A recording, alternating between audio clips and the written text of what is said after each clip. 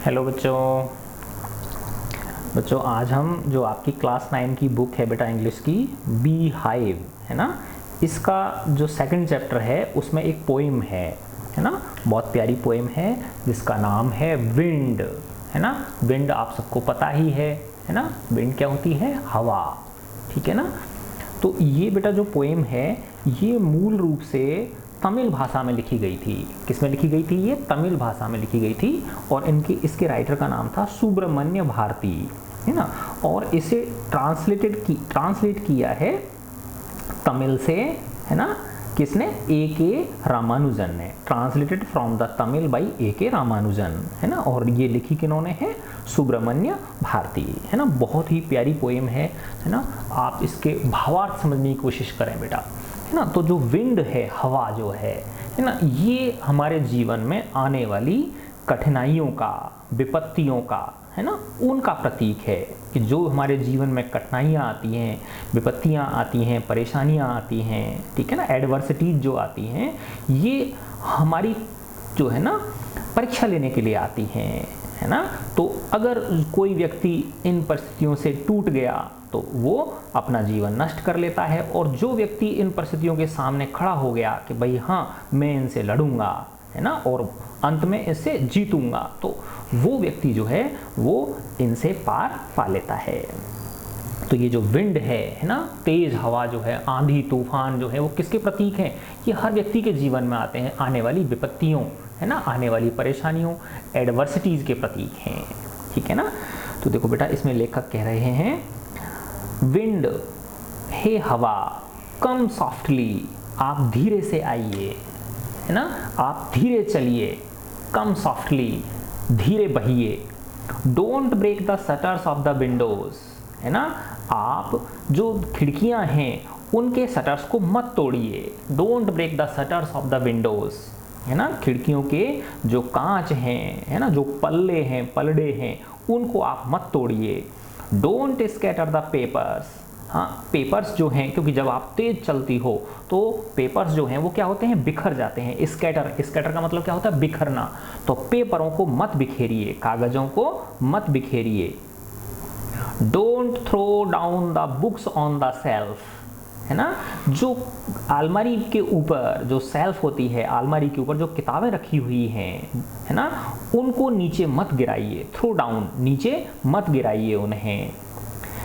There, देखो, look what you did, वहां पर देखो आपने क्या कर डाला, there look what you did, देखो तुमने वहां पर क्या कर डाला, you threw them all down, तुमने उन सबको नीचे फेंक दिया, उतार के सबको नीचे गिरा दिया, you tore the pages of the books, तुमने किताबों के जो पृष्ठ थे, पन्ने थे, उनको फाड़ दिया। टोर का मतलब क्या होता है? फाड़ देना है ना। तो बेटा जब जीवन में विपत्तियां आती हैं, ठीक है ना, तो हमारा जो जीवन है वो कैसा हो जाता है? अस्त व्यस्त हो जाता है, ठीक है ना। यू ब्रॉट रेन अगेन, देखो तुम दोबारा से बरसात भी ले आई, अर्थात तुम जो है ना, जो विपत्तियां हैं ये जीवन में क्या ले आती हैं? बरसात जो है वो किसका प्रतीक माना गया है यहाँ पर है ना, और ज्यादा कठिनाइयों का है ना। क्योंकि जीवन में जो आवश्यकता की चीजें होती हैं है ना, वो नहीं मिल पाती हैं। तो देखो तुम विपत्ति रूपी बरसात को वापस ले आई हो।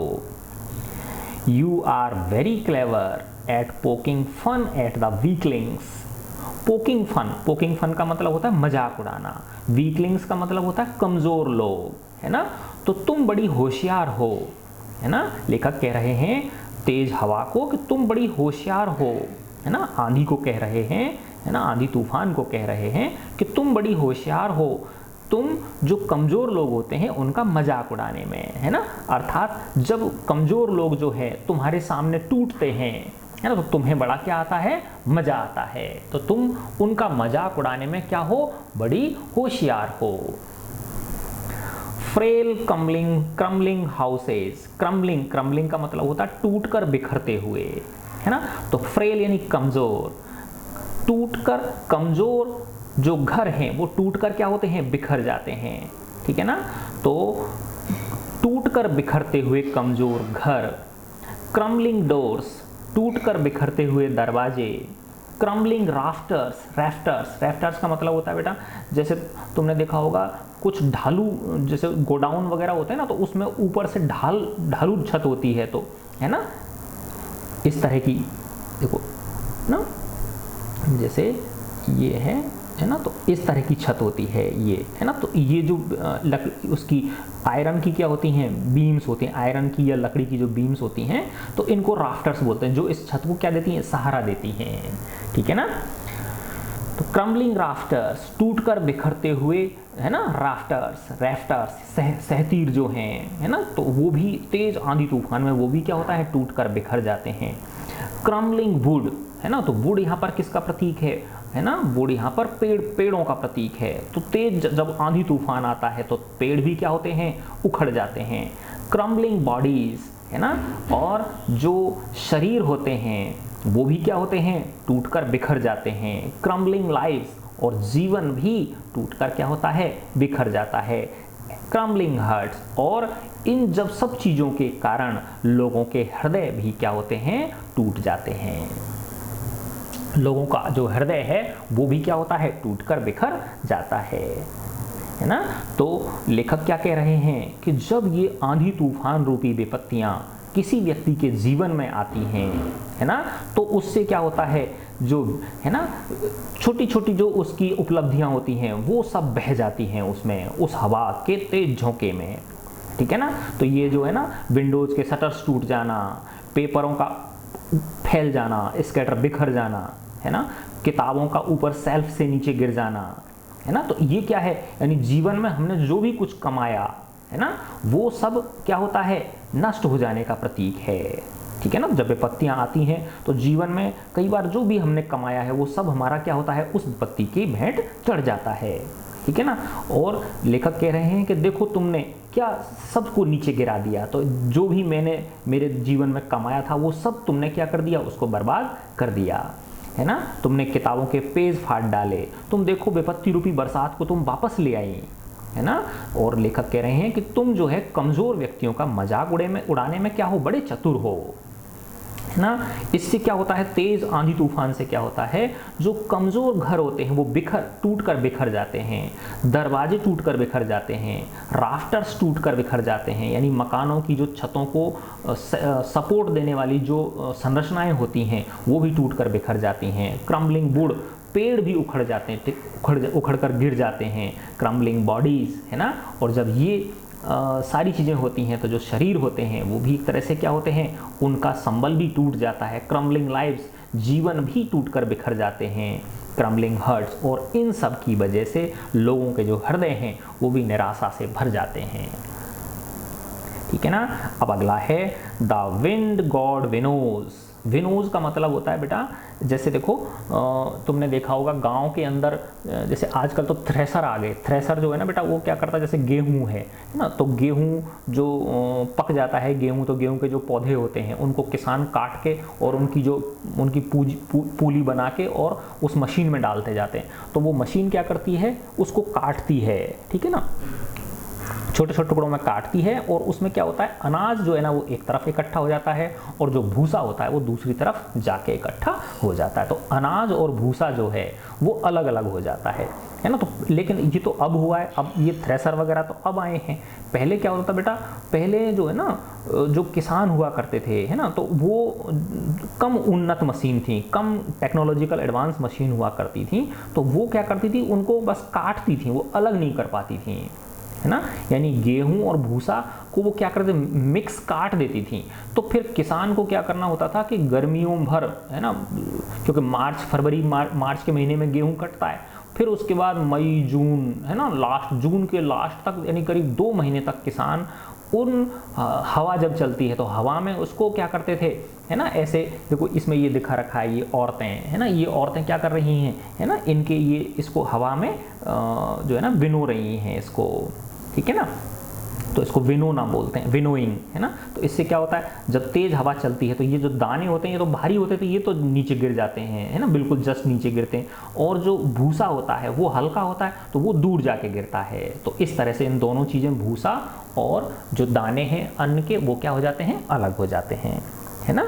तो इसको विनोइंग बोलते हैं, है ना, यानी भूसे से अनाज को पृथक करना, ठीक है ना।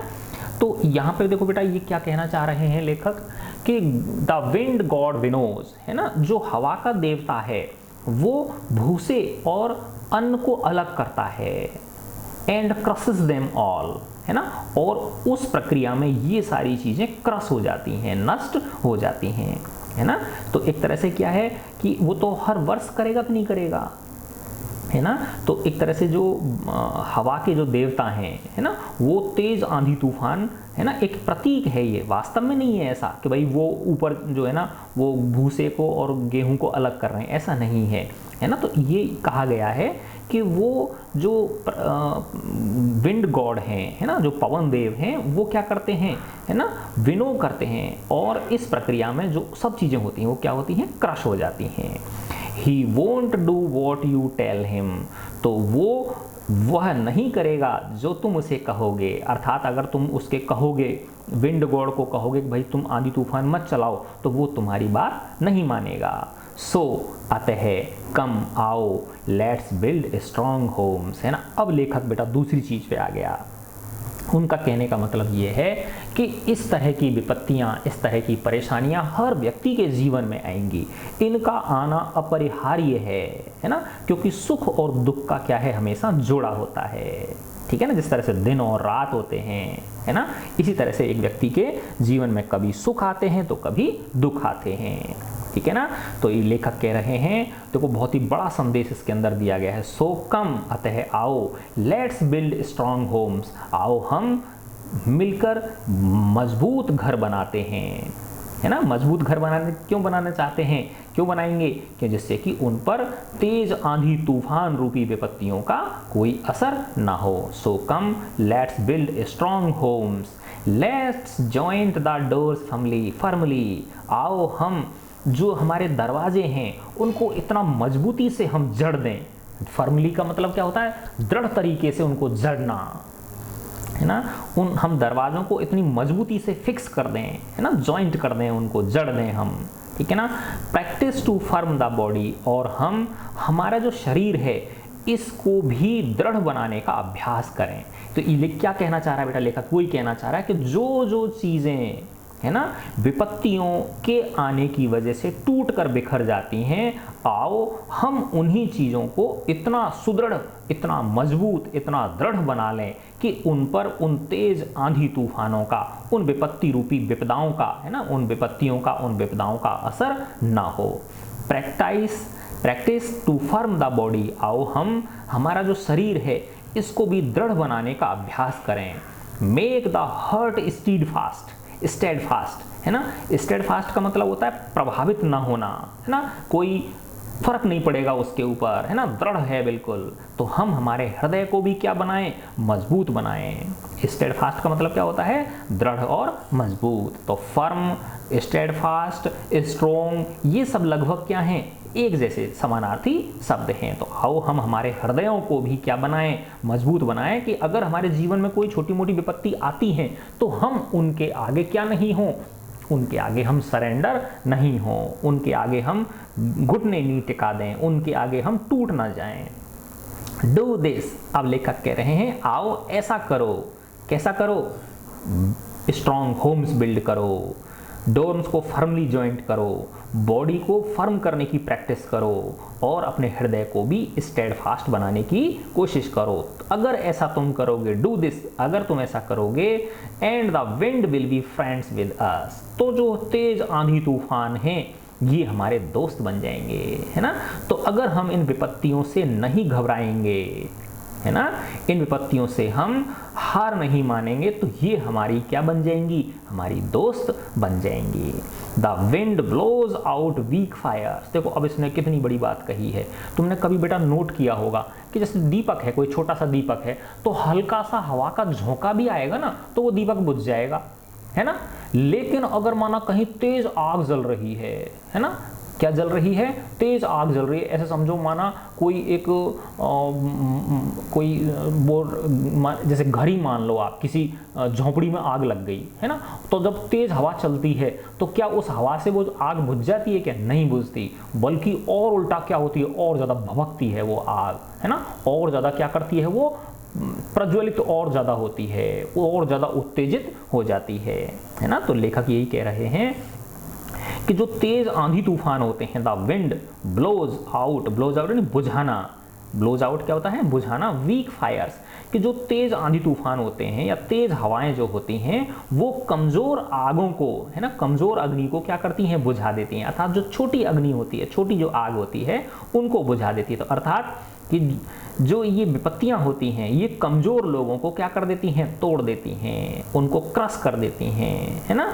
लेकिन he makes strong fires roar and flourish, लेकिन यही जो हवा है, ये जो आंधी तूफान है, यही अगर तेज अग्नि लगी हुई है, बहुत बड़े विशाल उस पे अग्नि लगी हुई है, बड़ी मात्रा में अगर कहीं आग लगी हुई है, तो वो ये जो हवा है ये उसको रोर करेगी, है ना। तो अग्नि जो है वो और दहाड़ेगी, है ना, और ज़्यादा प्रज्वलित होगी, एंड फ्लरिश, और ज़्यादा ग्रो होगी, और ज़्यादा उसमें वृद्धि होगी, है ना। तो देखो हवा वही है ना, हवा सेम है। अगर कमज़ोर अग्नि हुई तो उसको बुझा देगी वो, और अगर अग्नि क्या है, बहुत ज़्यादा मात्रा में लगी हुई है, बहुत ज़्यादा स्ट्रॉन्ग है वो फायर, तो वही अग्नि, वही हवा जो है उस अग्नि को रोर करने में और उसको फ्लरिश करने में, है ना, उसको और बढ़ाने में, और ज़्यादा ग्रो करने में, वृद्धि करने में उसकी मदद करती है। His friendship is good. तो लेखक कह रहे हैं कि अब इससे तो हमें क्या करनी पड़ेगी? दोस्ती ही करनी पड़ेगी, उसकी फ्रेंडशिप ही क्या है? अच्छी है ना। तो इन आंधी तूफानों से फ्रेंडशिप ही क्या है? अच्छी है ना। अर्थात इनसे, है ना, दोस्ती अगर हम कर लेंगे, है ना, तो हमारे जीवन में क्या होगा? खुशियां ही खुशियां होंगी। तो हिज फ्रेंडशिप इज गुड, उसकी दोस्ती तेज हवाओं की अर्थात विपत्तियों के साथ दोस्ती करना हमारे लिए क्या है? लाभप्रद है ना, सुखप्रद है। We praise him every day, है ना, और हम प्रतिदिन उसकी क्या करते हैं? प्रशंसा करते हैं, है ना। तो प्रशंसा करने का मतलब क्या है? देखो बेटा, जो ईश्वर, जो गॉड जो होते हैं उनकी तो अपन प्रार्थना करते हैं, है ना, जैसे पवन देव, अग्नि देव, है ना, सब सूर्य देव, इन सब की क्या करते हैं? हम प्रार्थना करते हैं, प्रशंसा भी करते हैं, है ना। तो प्रशंसा का मतलब प्रार्थना अगर कर रहे हैं तो उनकी प्रशंसा ही कर रहे हैं। प्रार्थना हमेशा किस में की जाती है? प्रशंसा रूप में की जाती है ना। तो बेटा इस छोटी सी पोएम के अंदर लेखक ने एक बहुत बड़ा संदेश देने की कोशिश की है ना, कि जो विपत्तियां होती हैं वो कमज़ोर को ही, जैसे एक वो है ना कि जब विपत्ति आती है तो कायर को ही दहलाती है। रामधारी सिंह दिनकर की एक बहुत बड़ी बेटा वो है, एक पोएम है ना, कि जो विपत्ति आती है वो हमेशा कायर जो है, कायर जो लोग होते हैं, भीरू जो लोग होते हैं, कमज़ोर जो लोग होते हैं, उन्हीं को ही डराती हैं वो, है ना। लेकिन सूरमा नहीं विचलित होते, है ना, लेकिन जो सूरवीर होते हैं वो उन विपत्तियों के आगे विचलित नहीं होते हैं, है ना। तो हम, यानी ऐसा है बेटा, देखो कि हमारे जीवन में परेशानियां आना निश्चित है, ऐसा हो ही नहीं सकता, है ना। चितपट है ये, एक सिक्के के दो पहलू हैं, है ना, कभी भी कोई भी चीज़ एक जैसी नहीं रहती, ठीक है ना। तो उतार चढ़ाव हमारे जीवन का अभिन्न अंग है, परेशानियां आएंगी हमारे जीवन में, है ना। अब हमें देखना है कि हम उनका सामना कैसे करें, हम उनके आगे झुक जाएं या मजबूती से खड़े होकर उनका क्या करें? सामना करें, है ना। तो बेटा ये मैं आशा करता हूँ ये पोएम आपको बहुत अच्छी लगी होगी, इसे आप अपने जीवन में भी एक सीख लोगे इससे, ठीक है बच्चों। God bless you all.